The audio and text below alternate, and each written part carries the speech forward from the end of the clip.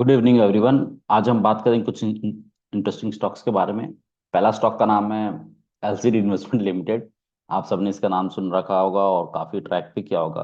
कई लोगों ने एंट्री बनाने की कोशिश की, लेकिन मोर लेस सिर्फ लकी पीपल को entry mill pi. It's like continue upper circuit में स्टॉक है। ये चार्ट आपको दिख रहा है, मंथली चार्ट है। अगर हम वीकली चार्ट देखेंगे तो आपको कुछ नहीं दिखाई देगा यहाँ से यहाँ तक, सिर्फ अपर सर्किट में घुमा है ये फर्स्ट लोअर सर्किट इसने लगाया यहाँ पे after making high of around 3,32,400 का हाई लगा था इसके बाद। और आज का जो क्लोजिंग प्राइस है 3,13,000 और ऑलमोस्ट 14,000 का 950 के आसपास। ठीक है। अब कुछ फंडामेंटल्स, एक्चुअली मुझे दिखाने का रीजन कोई टेक्निकल्स नहीं था इसमें, फंडामेंटल्स ही था। फंडामेंटल्स में दिखाने के लिए आपको लिए काफी आश्चर्यजनक बात रहेगी कि आपको देखने की its market cap of 6,279 crore only. ठीक है, मार्केट कैप बहुत कम है। और उसके हिसाब से company is trading at 3 lakh something price पे। अब इसका कोई कोरिलेशन नहीं है, लेकिन इंटरेस्टिंग बात यह है कि करंट मार्केट प्राइस जो 3 लाख के ऊपर का चल रहा है वो अपनी बुक वैल्यू से कम है। इसकी बुक वैल्यू 5,84,000 है। Means it's under valued still. ठीक है, तो ये हाई लो के देखेंगे तो this 52 high low is zero, मतलब जो लिस्ट हुआ था उसके बाद से ये कंटेनर पर से कट में। और 3,32,400 का हाई लगा चुका है। This the graph. कंपनी कौन लो ऑन इक्विटी रहेगा वो अंडरस्टूड है, लेकिन बाकी सारी चीजें प्रोज इसके अंदर है। ठीक है, सारी क्वार्टरली वेरिएंस। और ये फाइनेंस कंपनी एनबीएफसी कंपनी है। ठीक है, इसके जो पीएर्स है वो Bajaj finance, Finserv, Jio financial, Shriram finance, Cholamandalam finance, HDFC MC और एलसी। इसका सबसे कम मार्केट कैप अभी फिलहाल के लिए जो इन लिस्टर्स दिख रहा है इसमें, सबसे कम मार्केट कैप इसका ये है। लेकिन ऐसा नहीं कि पी इसका हाई है। इसका पी बाकी इसके पीएस, काफी सारे पीएस से कम है। लाइक जियो फाइनेंस जो सबसे हाईएस्ट पी पे ट्रेड कर रहा है, दैट इज 123 पे। उसके बाद जो पी ज्यादा है वो है एचडीएफसी एमसी का। चोलामंडलम फाइनेंस का 27 है, बजाज फाइनेंस का 27 है, फिनसर्व का 32। ये सब नॉर्मल है। बजाज होल्डिंग 16 नॉर्मल है, श्रीराम फाइनेंस 14 एवरेज है, नॉर्मल है। ठीक है। सो मेरे को आपको शो करने का मतलब ये था कि it's still trading below it's book value, और अभी और भी ऊपर जाने की प्रोबेबिलिटी है। कितना नीचे आएगा वो I don't know, but book value इसकी वो शो करे कि 5.5 6 लाख के आसपास की इसकी अभी भी बुक वैल्यू है। राइट। सो नेक्स्ट स्टॉक पे जाते हैं। एक वारी एनर्जीज काफी लोगों का फेवरेट स्टॉक है। काफी लोगों ने अच्छा पैसा बनाया इसमें जब ये आईपीओ में लिस्ट हुआ था। ठीक है। उसके बाद से देखिए, this is the hourly time frame. अगर हम देखेंगे तो इनिशियल्स 1 2 दिन का ये बेस है। 30 अक्टूबर है आई थिंक ये। 28 टू 38 अक्टूबर तक का ये बेस बना है। उसके बाद इसने 31 अक्टूबर को ब्रेकआउट किया था और वहां से कंटिन्यू रैली की थी। ठीक है। ऊपर जाने के बाद टॉप में भी एक वाइड रेंज कैंडल ऑफर, यहाँ पे भी साइडवेज कंस्ट्रक्शन, उसके बाद ब्रेकडाउन हुआ, फिर टेस्ट हुआ और फिर फॉलोअप सेलिंग। सो हम एंटिसिपेटिंग कि ये एक डिमांड जोन है और ये एक सप्लाई जोन है, तो वापस ये हो सकता है कि एक बार टेस्ट करे डिमांड जोन को। इस अपर जोन से बाउंस करेगा, मिडिल जोन से बाउंस करेगा, आई डोंट नो एग्जैक्टली। लेकिन एक बार टेस्ट करना चाहिए इस जोन के आसपास, थोड़ा बहुत बाउंस करने के बाद इस जोन को टेस्ट करना चाहिए। और यहाँ से कोई पिन बार बने, हैमर बने या कोई बुलिश सेंटिमेंट्स दिखाई दे तो एक लॉन्ग इनिशिएट किया जा सकता है। ओवरऑल फंडामेंटल्स कंपनी के सही हैं लॉन्ग टर्म इन्वेस्टमेंट के लिए। ठीक है, लेकिन एक वैल्यू बाइंग जोन में मिले और बुलिश बाइंग होती हुई दिखाई दे तभी मैं एंट्री करूंगा। As of now following knife की तरह कहीं भी कैश नहीं करने की कोशिश नहीं करूंगा। That is for Waaree energies. Then Asian Paints. Asian Paints काफी गिर चुका है। आई थिंक मैंने यहाँ पे 3,400 के आसपास अलर्ट किया था कि एक अपना मंथली सप्लाई जोन, अगर हम मैं मंथली की बात करूं, so this is the monthly. मैंने कई लोगों को अलर्ट किया था इस टाइम पे। This is the monthly supply zone. ठीक है। और इस बार भी ये क्या किया था कि यहाँ पे रिजेक्शन लेके और फिर नीचे आ गया। अभी जो हम मंथली डिमांड जोन की बात करें तो वो ये निकल के आ रहा है। ठीक है, तो it's near its demand zone only. अगर ये लो के नीचे इस मतलब नवंबर मंथ की closing is around we can say, sorry, अगर कभी भी इसके डेली वीकली क्लोजिंग कुछ भी ऐसा इसके नीचे होता है, आजकल लोग के नीचे कुछ भी क्लोजिंग मिलता है, तो नेक्स्ट सपोर्ट इमीडिएट 2,300 के आसपास आ रहा है, 2280 के आसपास। ओवरऑल स्ट्रक्चर काफी वीक हो चुका है। कोई भी डेली क्लोजिंग 2750 के ऊपर मिलेगा तो ही बुलिश सिनेरियो है, या 2800 मोर प्रिसाइसली होगा तो ज्यादा अच्छा है। इसके ऊपर कोई क्लोजिंग मिलेगा तो फिर आप 600 to 800 पॉइंट्स की रैली के लिए आप इनिशिएट कर सकते हो ये स्विंग मूव के लिए। एज ऑफ नाउ आप अभी वेट कीजिए और प्रॉपर एक जोन के आसपास कोई बुलिश सिनेरियो बनते हुए दिखाई दे तभी हम इसमें लॉन्ग एंट्री करेंगे। अभी वैसे स्ट्रक्चर थोड़ा सा हल्का सा वीक हो गया, मैं 2800 पे एंटर करने में कोई दिक्कत नहीं है, मैं बॉटम फिशिंग करने के चक्कर में नहीं रहूंगा इसमें। देन इन्फी। ओके, इन्फी का सिनेरियो देखते हैं, पहले हम वीकली टाइम फ्रेम में आ जाते हैं। सो ये प्रीवियस हाई है, अगर हम ऐसे देखें।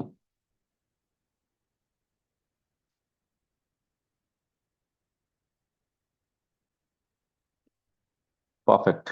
सो प्रीवियस हाई है, फिर यहाँ पे रिजेक्शन मिला, और यहाँ पे करके ये पर्टिकुलर एक जोन है जहां से कई बार इसने, ये पर्टिकुलर जोन है जहां से कई बार इसने रिजेक्शन लिया था, मतलब बेसिकली रेजिस्टेंस जोन था। ब्रेकआउट हुआ, ये प्रीवियस रेजिस्टेंस से रिजेक्शन लेके वापस इसी ब्रेकआउट लेवल को रिटेस्ट किया और यहाँ से बाइंग आई। ये तो बड़े टाइम फ्रेम की बात होगी, वीकली क्या, हम डेली टाइम फ्रेम में आते हैं। तो डेली टाइम फ्रेम में क्या देखोगे, ये ब्रेकआउट हुआ, रिटेस्ट हुआ, फिर बाउंस हुआ, और ऊपर जो ये वीकली सप्लाई जोन था वहां पे डिस्ट्रीब्यूशन हुआ, यहाँ पे इस पूरे जोन में डिस्ट्रीब्यूशन हुआ, ब्रेकडाउन हुआ, रिटेस्ट होके फॉलिंग फॉल आया। फिर ये क्या, कहाँ पे सपोर्ट लिया, ये जो प्रीवियस सपोर्ट था एग्जैक्टली वहीं सपोर्ट लेके बाउंस किया इसने। अब थोड़ा सा डायलीमा वाला सिचुएशन है, क्यों, क्योंकि ये एक वापस ये जो प्रीवियस रेजिस्टेंस जहाँ से रिजेक्शन आया था वापस उसको अप्रोच कर रहा है। ठीक है, थोड़े छोटे टाइम फ्रेम में आते हैं हम लोग, 15 मिनट टाइम फ्रेम में। सो मेरे लिए इंपॉर्टेंट क्या है कि इन्फी अगर इस पर्टिकुलर लेवल अराउंड 1900 का लेवल है, बेसिकली मेरे लिए रेजिस्टेंस है 1880 to 90 1900, इसके ऊपर कोई भी 15 मिनट या half an hour candle close करता है तो मैं अपर लेवल या ऑल टाइम हाई के लिए जाऊंगा, या ऑल टाइम हाई भी ब्रेक हो सकता है, क्योंकि ये इसका मैं अभी बताता हूँ आपको क्यों, रीजन उसके पीछे। ठीक है, क्योंकि देखो अगर हम ऐसे देखें इसको, वीकली टाइम फ्रेम वापस आते हैं, तो ऐसा ऐसा बन सकता है पैटर्न कि ये कप फॉर्म हुआ, ये हैंडल फॉर्म हुआ, और फिर ब्रेकआउट कर रहा है। ठीक है, जब तक ये बेस इंटैक्ट है, दैट बेस इज अराउंड 1700, ठीक है, ये बेस इंटैक्ट है तब तक ये कपर हैंडल पैटर्न बनने के लिए ये रेडी है लॉन्ग टर्म में। ठीक है। सो अगर ये इसके ऊपर 1900 के ऊपर क्लोजिंग मिलता है वीकली या डेली, तो फिर एक एंटिसिपेशन है कि ये हाई टच करेगा छोटा मोटा ट्रेड्समेंट या साइडवेज करके, फिर ये ब्रेकआउट देने की प्रोबेबिलिटी हाई। आईटी सेक्टर्स में काफी काफी स्टॉक्स में अच्छे पैटर्न्स बना हुआ है। Next stock is HCL tech. Similar structure बोल सकते हैं इसको, नॉट एग्जैक्टली सिमिलर स्ट्रक्चर, लेकिन एचसीएल टेक में अगर हम देखें इसको, एक सेकेंड,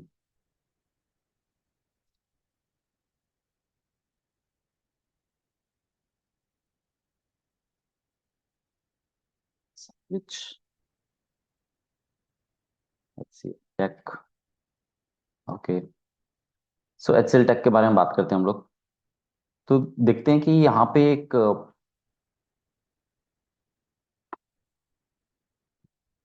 ये पर्टिकुलर लेवल, ये जोन जो है, ये जोन अराउंड आ रहा है 1880 to 1900 का जोन। ये पर्टिकुलर लेवल है जहां से इसने कई बार रिजेक्शन लिया। ठीक है, अब हमारा इंपॉर्टेंट क्या है price action point point of view से, कि एक ऐसा कुछ पैटर्न बन रहा है क्या, और यहाँ पे छोटा मोटा रिट्रेसमेंट है और फिर ब्रेकआउट दे, या ऐसे भी ब्रेकआउट दे सकता है। सो मेरे इंपॉर्टेंट है कि एक 1900 के ऊपर या 1890 1900 राउंड फिगर 1900 है, क्योंकि वहाँ पे वाई डाटा पे भी रहता है। तो इसके ऊपर क्लोजिंग मिलेगा तो मैं ये छोटा सा जो बेस है इसका एसएल, बेसिकली 1800 1820 का जो बेस है इसके एसएल के साथ में लॉन्ग क्रिएट कर दूंगा, और लंबे टारगेट के लिए ऑल टाइम मतलब फ्रेश हाइस के लिए मैं बैठूंगा एक्सेल टेक में। तो अभी फिलहाल के लिए एक रेजिस्टेंस जोन के आसपास है, जस्ट वेट एंड वॉच। 1900 के ऊपर क्लोजिंग मिलती है, 1895 1900 के ऊपर क्लोजिंग मिलती है तो अच्छी रैली मिल सकती है एक्सेल टेक में। लास्ट वीडियो में एक क्यूरी आई थी रिगार्डिंग द स्टॉक एस्टस बायोसाइंस, तो इसके बारे में हम डिस्कस करते हैं। सी, इसमें भी एक पैटर्न जो हमने डिस्कस किया हुआ पैटर्न, मतलब बेसिकली अगर मैं इसको डेली टाइम फ्रेम में देखता हूँ तो ऐसा दिख रहा है कि यहाँ पे पहले का सप्लाई जोन है, ये पर्टिकुलर जोन, और ऊपर ब्रेकआउट करने की कोशिश की थी। आइडियली आप ऐसे देखोगे तो ये प्रीवियस हाई है, ये पर्टिकुलर लेवल, और मार्केट ने इसको ब्रेकआउट करने की कोशिश किया। ठीक है, क्लोजिंग भी मिला आपको, मैं जूम आउट करता हूँ, क्लोजिंग भी मिला आपको, ठीक है, एक पर्टिकुलर क्लोजिंग मिला, उसके ऊपर भी गया, लेकिन मार्केट वहां सस्टेन नहीं हो पाया और नीचे आ गया। नीचे आया, लेकिन ये जो पर्टिकुलर वाइड रेंज कैंडल था, जो एक डिमांड जोन है, उसी के आसपास सपोर्ट लेके ऊपर जाने की कोशिश कर रहा है। मेरे लिए चिंता की बात एक ही है, मतलब जो मुझे उतनी पसंद नहीं आ रही है, कि ये जो पर्टिकुलर कैंडल्स बन रहे हैं, यहाँ पे अपर विक बन रहा है, यहाँ पे अपर विक बन रहा है। सो मुझे ऐसा लग रहा है कि एक बार वापस अगर यहाँ पे जाता है इस जोन में, तो रिजेक्शन मिल सकता है इसको। सो आइडियली अगर कुछ ऐसे कैंडल्स बने, या फिर कुछ ऐसे वाइड रेंज कैंडल्स बने, तो ही मैं कंफर्टेबल होऊंगा इसको ऑल टाइम हाई के लिए। अदरवाइज अगर किसी का पहले से इन्वेस्टमेंट है, तो ये रिसेंट स्विंग लो का एसएल लेके, या इस पर्टिकुलर कैंडल लो का एसएल लेके, और फिर अपना लॉन्ग्स में बने रह सकते हैं। ठीक है, फ्रेश ट्रेडिंग के लिए मैं बोलूंगा कि थोड़ा सा वेट एंड वॉच रहेगा। इधर ये वापस रिटेस्ट करना है और यहाँ पे कोई बुलिश साइन मिले, तो भी मैं इसको लॉन्ग के लिए इनिशिएट करूंगा। Right, that's it for today. आपकी कोई भी क्यूरी है स्टॉक को लेके, जो हमारी सीरीज है स्टॉक टॉक, उसमें मैं उसको अपनी पॉइंट ऑफ व्यू को शेयर करूंगा। आपका पॉइंट ऑफ व्यू अलग हो सकता है, आपकी एनालिसिस अलग हो सकती है, लेकिन मैं अपनी एनालिसिस शेयर करूंगा। आपको अपनी एनालिसिस के हिसाब से काम करना है, मेरा analysis just for educational purpose है। ठीक है, thank you very much, do like, subscribe and share my channel. Thank you.